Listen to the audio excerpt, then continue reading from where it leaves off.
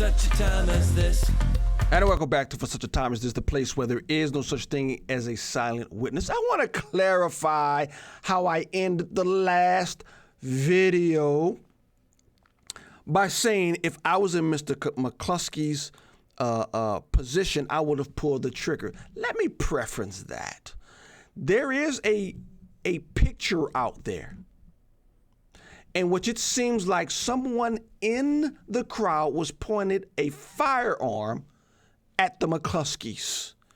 When you break that gate, you're on my private property and you're standing outside of my house pointing what seems like a gun at my wife, I am going to shoot first. I ain't going to shoot second. I'm going to shoot first because you've already crossed the line. But anyway, getting back to this interview with Mr. Cuomo, interviewing this man who was defending his home with his wife in it, the interview turns even more combative. Depravity at work. Broke through that gate. Terrorism is a strong word, Counselor, don't you think? I mean, let's stipulate for the point of this conversation, Chris, that they went through the private. Look, I let you make your points. Let the rejoinders happen, and then you can go. Sure. Sure. You got counsel with you. You're safe, I promise. The idea that they broke the law, I give it to you. They went through a private gate. I'm sure you have video of it, or somebody can prove that. I stipulate they went through the gate.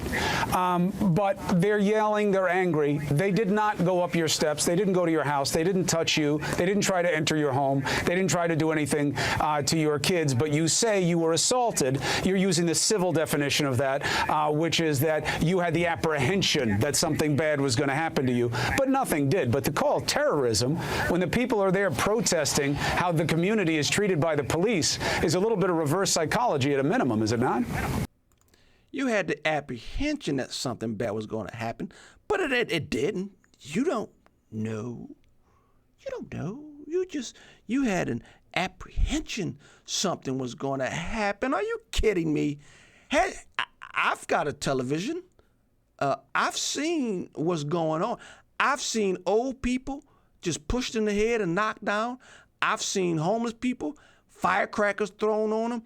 I've seen fires. I've seen people fighting with police. I've seen the Chicago Police Department dragged through the streets. I've seen chops on, chaz, chop, whatever you want to call it in Seattle, people dying, not letting police in. No, Mr. McCluskey, you just had the apprehension. You just had a feeling something bad was going to happen. And in St. Louis, that police chief was murdered. I think he was a retired police chief. An elderly black man was murdered in St. Louis. No, but you just had the apprehension, Mr. McCluskey. Nothing really happened to you. They wasn't trying to really hurt you, even though Mr. McCluskey says they said they were going to kill him, his wife, and his dog. But no, nothing really happened to you. Oh man, how did this guy stay on TV? Here's the next clip. No, you're absolutely wrong. The reason why they did not get up my steps was that my wife and I were there with weapons to keep them off our steps. How do you know? Because they were coming at us until I displayed the weapon, and that stopped them. I came out. So do you? Wait, I'm sure a house like that. I'm sure a house like that has cameras. Do you have video of them coming up the steps and being in your house? I'm not going to discuss the level of my private security on national television. Oh, that's not a topic. But do you have proof of them actually approaching your house? You know, Chris, this is not a Black Lives Matter movement issue.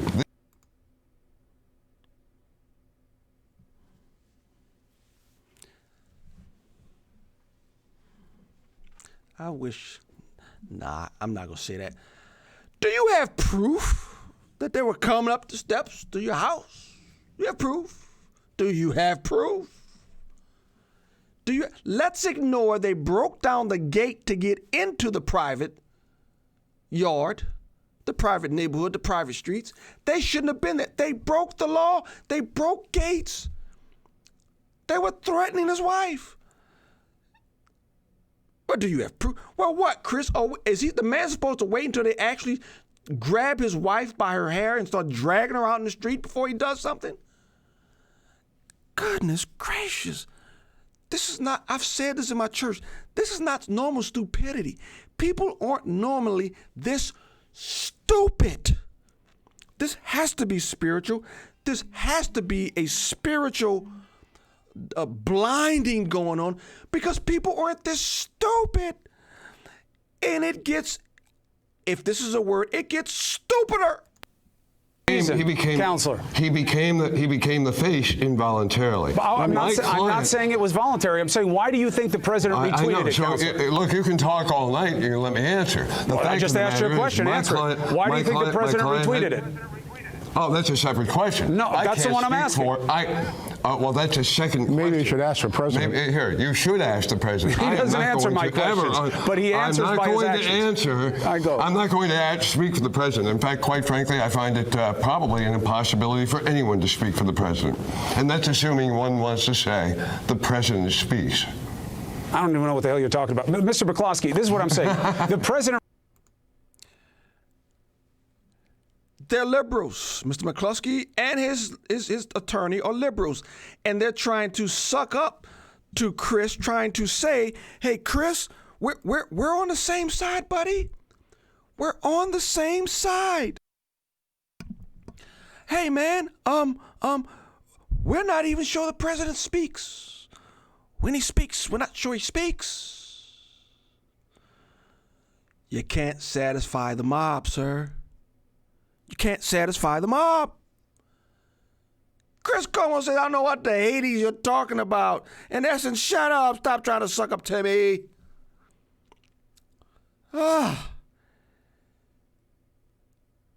It gets worse. Again, Mr. McCloskey, I don't like that you have been weaponized for political means. I'm not saying that you weren't within your rights to do what you were doing. That will be judged by the system. That's not why I'm having you on the show, as I said at the top. And you said I didn't want to come on the show. Listen, I think I'm fair.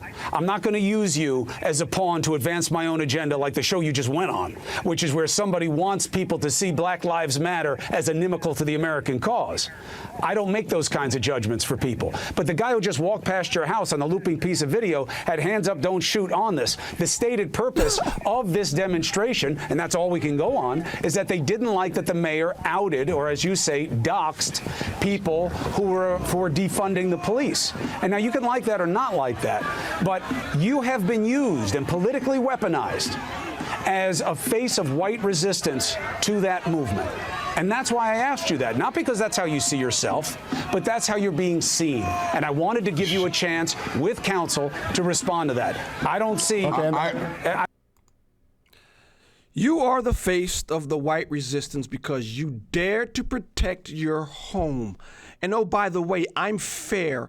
I'm neutral. I do not have a political agenda to promote.